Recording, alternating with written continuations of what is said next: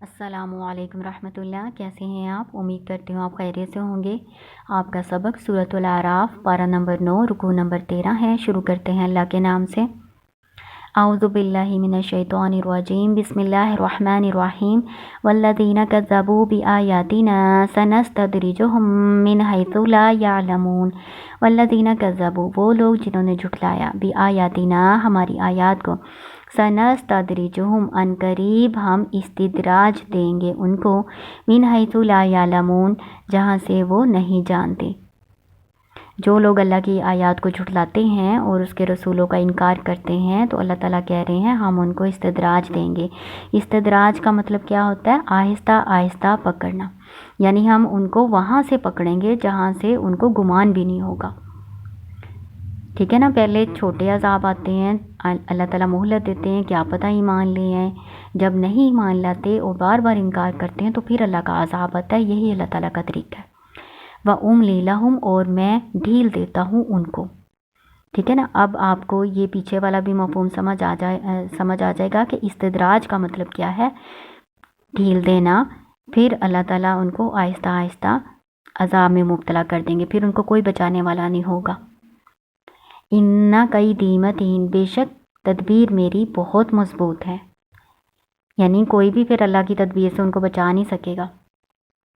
اولم یتفکروا ما بصاحبہم من جنہ، کیا اور نہیں وہ غور و فکر کرتے، ما بصاحبہم، نہیں ان کے صاحب کو، یعنی صاحب سے مراد یہاں پر محمد صلی اللہ علیہ وسلم ہے، یعنی ان کے رسول۔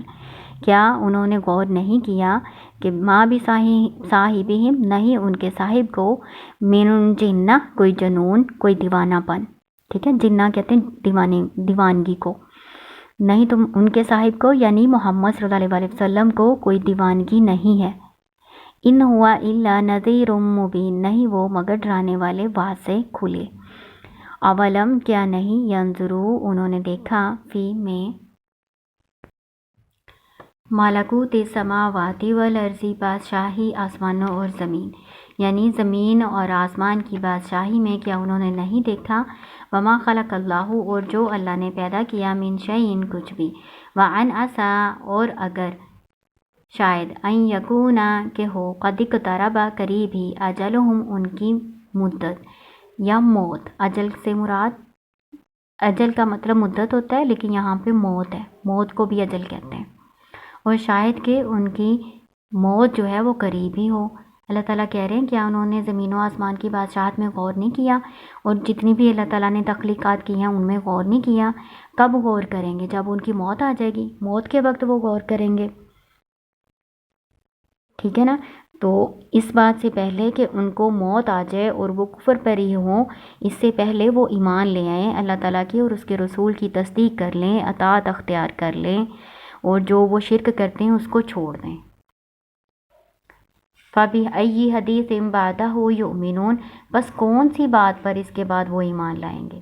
حدیث سے مراد یہاں پر قرآن پاک ہے، یعنی اللہ کی طرف سے ان کے پاس قرآن آ گیا، تو اس میں اللہ تعالیٰ نے ساری باتیں کھول کر بیان کر دی ہیں۔ اس کے بعد اور کون سی ان کو چیز چاہیے جس پر وہ ایمان لائیں؟ اس سے بڑھ کر اور کون سا معجزہ وہ مانگتے ہیں؟ مَن یضلل اللہ فلا ہادی لہ، اور جس کو گمراہ کر دے اللہ، بس نہیں کوئی ہدایت دینے والا اس کو۔ اس کا ترجمہ تو بنتا ہے یضلل کا، گمراہ کر دے، لیکن اللہ کی شان کے لائق نہیں ہے کہ وہ کسی کو گمراہ کرے۔ اللہ تعالیٰ نے نیکی اور برائی کے دونوں راستے انسان کو دکھا دیے ہیں اور اس کو اختیار دیا ہے کہ جون سا چاہے وہ راستہ اختیار کر لے۔ ٹھیک ہے نا، تو جو گمراہی کا راستہ اختیار کرنا چاہتا ہے تو اللہ تعالیٰ اس کو کرنے دیتا ہے۔ ٹھیک ہے نا، تو اس کا آپ نے کیا ترجمہ کرنا ہے؟ جو گمراہ ہونا چاہتا ہے اللہ تعالیٰ اس کو گمراہ ہونے دیتا ہے، اس کو کوئی ہدایت دینے والا نہیں۔ وَيَذَرُهُمْ، اور اس کو چھوڑ دیتا ہے، فِي طُغْيَانِهِمْ، اپنی سرکشی میں، يَعْمَهُونَ، وہ بھٹکتے رہتے ہیں، یعنی اللہ تعالیٰ پھر ان کو ہدایت کی توفیق نہیں دیتا۔ يَسْأَلُونَكَ عَنِ السَّاعَةِ، وہ آپ سے پوچھتے ہیں قیامت کے بارے میں۔ کون؟ کافر لوگ آپ صلی اللہ علیہ وسلم سے قیامت کے بارے میں پوچھتے ہیں۔ أَيَّانَ مُرْسَاهَا، کب ہے اس کا واقعہ ہونا، یعنی جو قیامت ہے وہ کب واقع ہوگی۔ کل کہہ دیجئے انما بے شک صرف علمہا علم اس کا عند ربی میرے رب کے پاس ہے، لا یجلیہا نہیں اس کو ظاہر کرتا، لی وقتہا اس کے وقت کو، الا مگر ہوا وہی، یعنی اللہ کے سوا قیامت کے علم کو کوئی نہیں جانتا۔ یا آپ پڑھ چکے ہیں، میں نے ایک مختصر ویڈیو بھی بنائی ہے جس میں نے آپ کو بتایا ہوا ہے کہ غیب کی کنجیاں 5 ہیں، ٹھیک ہے نا۔ اس میں سے ایک یہ ہے کہ قیامت کا علم، قیامت کب واقع ہونی ہے، اس کا علم اللہ کو ہی ہے، اللہ کے سوا اور کسی کو اس کا علم نہیں ہے، ٹھیک ہے۔ یہ آپ اس میں سے ویڈیو میں سے بھی دیکھ سکتے ہیں نکال کے، غیب کی کنجیاں، اس نام سے میں نے ایک ویڈیو بنائی ہے مختصر سی چھوٹی سی، اس میں سے آپ وہ غیب کے وہ باتیں جو اللہ کے سوا کوئی نہیں جانتا وہ اس میں سے نکال کے پڑھ سکتے ہیں، دیکھ سکتے ہیں، ٹھیک ہے نا۔ ثقلت فی السماوات والارض بھاری بات ہے آسمانوں اور زمین میں، یعنی وہ قیامت کا آنا جس کے بارے میں تم اتنا پوچھ رہے ہو وہ کوئی آسان بات نہیں ہے، وہ زمینوں اور آسمان میں بہت بھاری بات ہے۔ لا یاتیکم الا بغتہ نہیں وہ تم پر آئے گی مگر اچانک ہی، یعنی قیامت اچانک ہی واقع ہو جائے گی۔ یسألونک وہ آپ سے پوچھتے ہیں کأنک گویا کہ آپ حویٌ اس کی تحقیق کرنے والے ہیں، یعنی آپ سے اس طرح پوچھتے ہیں گویا کہ آپ بڑے اس سے واقف ہیں، بڑے آگاہ ہیں اس قیامت کے وقت کے بارے میں، انہا اسے کل کہہ دیجئے انما بے شک صرف علمہا علم اس کا عند اللہ اللہ کے پاس ہے، ولیکن اور لیکن اکثر الناس لا یعلمون اکثر لوگ نہیں جانتے، ٹھیک ہے نا۔ اللہ تعالیٰ کہہ رہے ہیں آپ سے اس طرح پوچھ رہے ہیں قیامت کا وقت، قیامت کا علم، گویا کہ آپ کو اس کے بارے میں بہت پتہ ہے، آپ نے بہت اس کی تحقیق کی ہوئی ہے، حالانکہ کوئی بھی نہیں جانتا، یہاں تک کہ اللہ تعالیٰ نے اپنے پیغمبروں کو بھی قیامت کے وقت کا علم نہیں دیا ہوا، یہ غیب کے علم میں سے ہے جو اللہ کے سوا کوئی نہیں جانتا۔ قل انما علمها عند اللہ ولکن اکثر الناس لا یعلمون ان سے کہہ دیجیے، اللہ تعالیٰ کہہ رہے ہیں ان لوگوں کو کہہ دو کہ قیامت کا علم صرف اللہ کے پاس ہے اور اللہ کے سوا کسی کو نہیں ہے۔ قل لا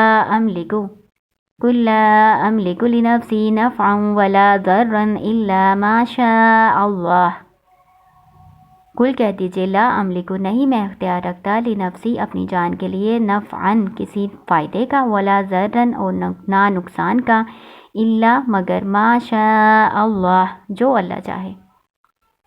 ولو کنت اعلم الغیب اور اگر میں ہوتا جانتا غیب کو لاستکثرت من الخیر تو یقیناً میں اکٹھی کر لیتا بہت ساری بھلائیاں۔ اس میں اللہ تعالیٰ کہہ رہے ہیں کہ آپ ان کو کہہ دیں مجھے غیب کا علم نہیں ہے، اگر مجھے غیب کا علم ہوتا تو میں بہت ساری بھلائیاں اختیار کر لیتا، یعنی مجھے تو پھر کوئی برائی نہ پہنچتی، مجھے پہلے ہی پتہ چل جاتا کہ یہ کام میرے لیے برا ہے تو میں وہ کام سے نہ کرتا، اس سے بچتا، تو مجھ سے وہ برا کام مجھ پہ آتا ہی نہ، برا ٹائم آتا ہی نہ مجھ پہ، ہے نا۔ وما مسنی السوء اور نہ مجھے پہنچتی برائی، ان انا نہیں میں الا مگر نذیر و بشیر ڈرانے والا اور خوشخبری دینے والا، لقوم یؤمنون قوم کے لیے جو ایمان رکھتے ہیں۔ اس میں نا اللہ تعالیٰ نے غیب کے بارے میں بتایا کہ غیب کا علم اللہ کے سوا کوئی نہیں جانتا، انبیاء بھی صرف وہی علم جانتے ہیں جو اللہ تعالیٰ نے ان کو دیا ہوتا ہے، اللہ تعالیٰ کے بتانے سے ہی جانتے ہیں، غیب کا علم جو ہے نا وہ انبیاء کو بھی نہیں ہوتا، اللہ تعالیٰ جتنا جس کو علم دیتے ہیں نا اتنا ہی ہوتا ہے اس کے پاس۔ یہاں پہ اللہ تعالیٰ نے ہمارے نبی حضرت محمد صلی اللہ علیہ وسلم کو کہا ہے کہ آپ ان لوگوں کو بتا دیں کہ مجھے غیب کا علم نہیں معلوم، اگر مجھے غیب کا علم معلوم ہوتا پھر تو مجھے کوئی برائی نہ پہنچتی، کوئی تکلیف ہی نہ پہنچتی۔ اس کے بارے میں آپ کو پتہ ہی ہے کہ غزوہ احد جو ہوا، غزوہ احد میں آپ صلی اللہ علیہ وسلم کے دندان مبارک بھی شہید ہوئے، آپ صلی اللہ علیہ وسلم کو کتنی تکلیفیں پریشانیاں آئیں، مسلمان شہید ہوئے 70 مسلمان، کتنا نقصان ہوا تھا مسلمانوں کا۔ تو اگر آپ صلی اللہ علیہ وسلم غیب کا علم جانتے ہوتے تو آپ صلی اللہ علیہ وسلم کو اس بات کا پہلے نہ پتہ چل جاتا کہ اس میں نقصان ہونا ہے تو میں پہلے کوئی تدبیر کر لوں، ہے نا۔ تو غیب کا علم کسی کو نہیں پتہ ہوتا۔ پھر آپ کو پتہ ہے کہ ہماری ماں حضرت عائشہ رضی اللہ عنہا پر جو تہمت لگی تھی تو آپ صلی اللہ علیہ وسلم کو تو نہیں نا پتہ چلا تھا، جب اللہ تعالیٰ نے سورۃ نور میں حضرت عائشہ رضی اللہ عنہا کی برات نازل فرمائی تھی تو پھر ہی پتہ چلا تھا، ہے نا۔ تو غیب کا علم کسی کو بھی نہیں معلوم، انبیاء کو بھی صرف اتنا ہی معلوم ہوتا ہے جتنا اللہ کی طرف سے ان کو معلوم چلتا ہے، علم ملتا ہے، صرف اتنا ہی پتہ ہوتا ہے۔ اس سے زیادہ نہیں پتہ ہوتا. غیب کا علم صرف اللہ کے لیے ہے. ٹھیک ہے نا. یہ آپ کو اب کلیئر ہو گیا ہوگا کہ غیب کیا ہوتا ہے اور اس کا علم کسی کو بھی نہیں ہوتا. یہ غیب کی کنجیاں 5 ہوتی ہے. یہ میں نے ویڈیو بنائی ہوئی ہے, آپ وہاں سے نکال کے نا اس کو اچھی طرح سے ریڈنگ کر لیجیے گا کہ غیب کا علم کیا ہے اور کون کون سے وہ 5 غیب کے علم ہیں جن کو غیب کی کنجیاں کہتے ہیں, جن کو اللہ کے سوا کوئی نہیں جانتا. تو اللہ تعالیٰ آپ کو کامیاب کرے. یا آپ کا رکوع نمبر 13 یہاں پر کمپلیٹ ہو گیا ہے. السلام علیکم ورحمۃ اللہ.